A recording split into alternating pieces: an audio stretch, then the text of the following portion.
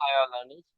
Everyone is doing their analysis in complete different way. Whether it is a chart analysis, whether it is a financial analysis, as long as it is working for you should not be mixing up कि मुझे ना अभी दूसरा चीज सीखना है, तीसरा चीज सीखना है। आपको कुछ नहीं आता है, then you come and learn from somebody whoever you believe. Now point is people expect के चलो एक दो दिन में कि कोई भी फिनेंस सिखा देगा या कोई इन्वेस्टमेंट इन्वेस्टमेंट सिखाया नहीं जाता है, स्ट्रक्चर सिखाया जाता है। आप बैट पैड पहन के आप नेट प्रैक्टिस करने चले गए हो, उसमें क्या होता है ना, आपको भी उतना ही इंटरेस्ट चाहिए जितना आपको कोच को आता है, वो ही can tell you. You may not be knowing how to wear a thigh pad, fine. Or you may not be knowing how to play the stroke. What are the mistakes you are doing? You may be thinking that you are playing very good. So your coach might be knowing that, okay, fine, these are the area to be improved. And one has to absorb it. It will take time. It will take continuous of your effort. Coach is not going to play on behalf of you. They may give you one framework, but one has to concentrate because coach is giving his 10, 13, 14 years or 15 years, 20 years expertise to you. Now what you need to do, you need to also, it may, मतलब आपका जो भी experience का है वो छोटा हो जाएगा, but you need to practice. आप अगर प्रैक्टिस नहीं करोगे, आप सोचोगे मुझे क्यों नहीं हिट हो रहा है, स्ट्रेट ड्राइव क्यों नहीं हो रहा है, तो कभी भी नहीं होगा। और हर एक का एनालिसिस अलग होता है। आप देखो, मैं आज एक ही पर्टिकुलर पॉइंट में बात करूंगा कि जब कोई भी बिजनेस आप देखो ना, एक बिजनेस को सिर्फ एक पर्टिकुलर, अच्छा पीई रेशियो क्या है, आरओसी कैसा है, पीईजी कैसा है, सिर्फ एक एक पैरामीटर से डिसाइड मत करो ये अच्छा है बुरा है। I have seen that many people, इसका पी बहुत ज्यादा है, इसका, अरे भाई पी क्यों देख रहे हो, ग्रोथ से पी एडजस्ट हो जाता है। अगर कंपनी 100% ग्रोथ दिखा देगा तो वो वाला कुछ है ना कि वो है क्या कंपनी में, कंपनी वैसा कुछ करता है क्या जिससे ग्रोथ बहुत ट्रिगर हो सकता है। आपको तो वो भी देखना चाहिए। आप वो नहीं देख रहे हो, आप सिर्फ देख रहे हो कि नहीं इसका ना पी बहुत ज्यादा है, मैं ना इसमें ध्यान ही नहीं दूंगा। ऐसा नहीं करना है। आपको जब भी बिजनेस को देखना है, बिजनेस मॉडल को देखना है, ना कि नंबर्स को। Then you go and diagnosis any other part. Be the doctor when you are doing analysis. क्या सब कोई डॉक्टर क्या करता है, चलो भाई एक्सरे करने जाओ, करने के लिए भेज देता है।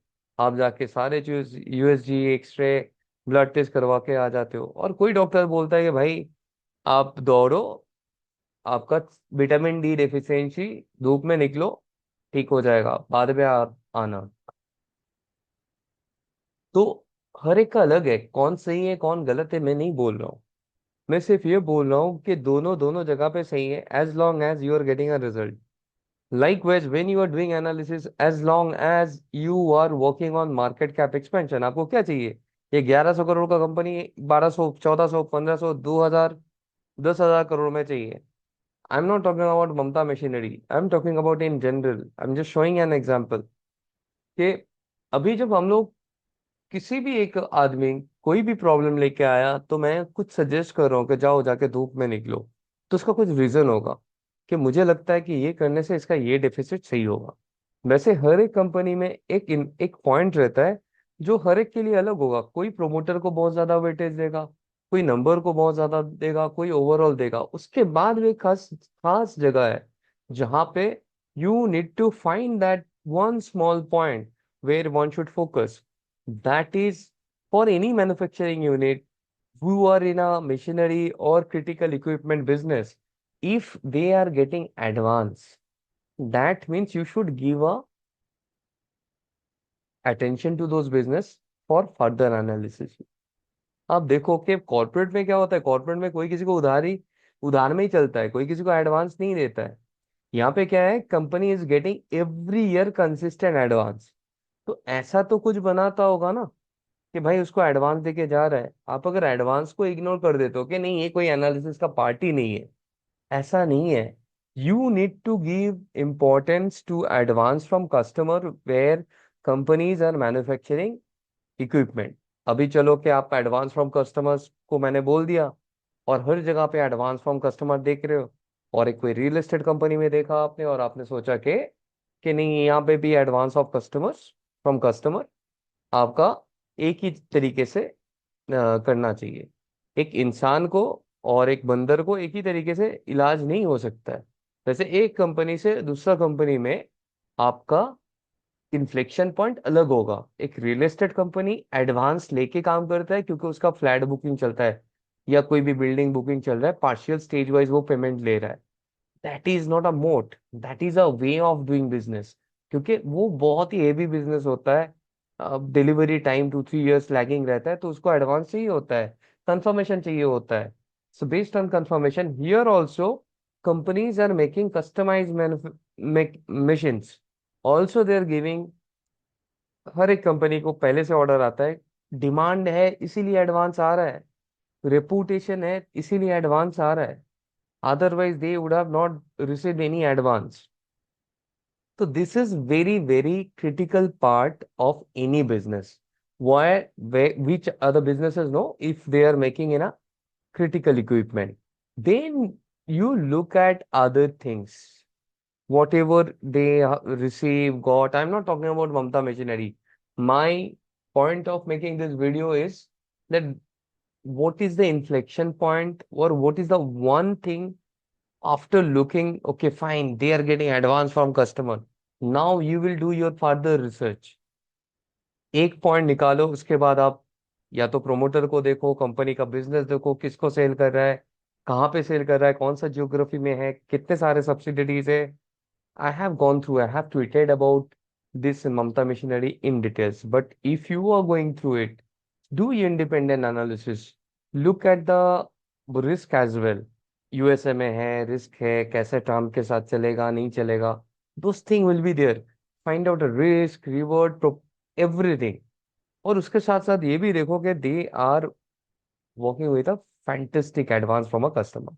Now, take an example of another business, MBEL Engineering. They are also in a PEB.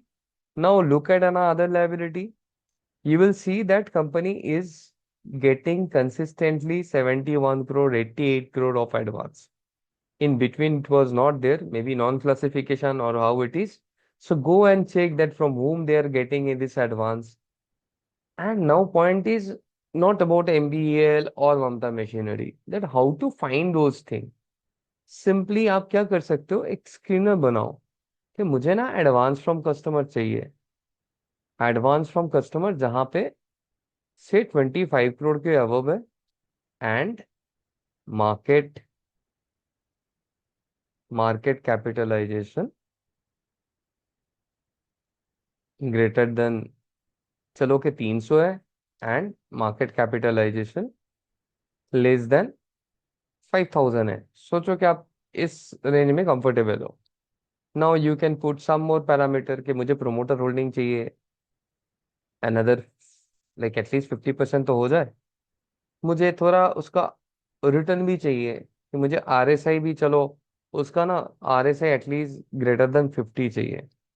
And मुझे और रिटर्न ओवर 3 मंथ्स एटलीस्ट 10% तो चाहिए चाहिए।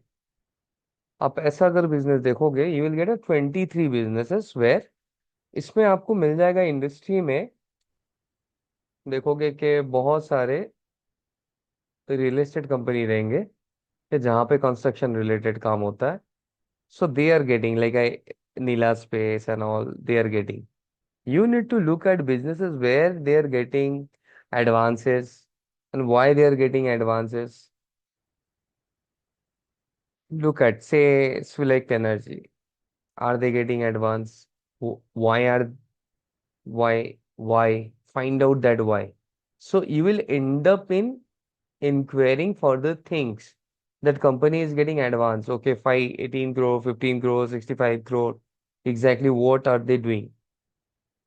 It's not about only Swilek, Mamta Machinery, MBEL. Look at critical businesses where companies are getting whatever advance. Whether this scanner I have done on of 25 crore, maybe for you it would be little different. So make your own scanner, use your mind, and find out businesses. Then further read about the promoter and other things.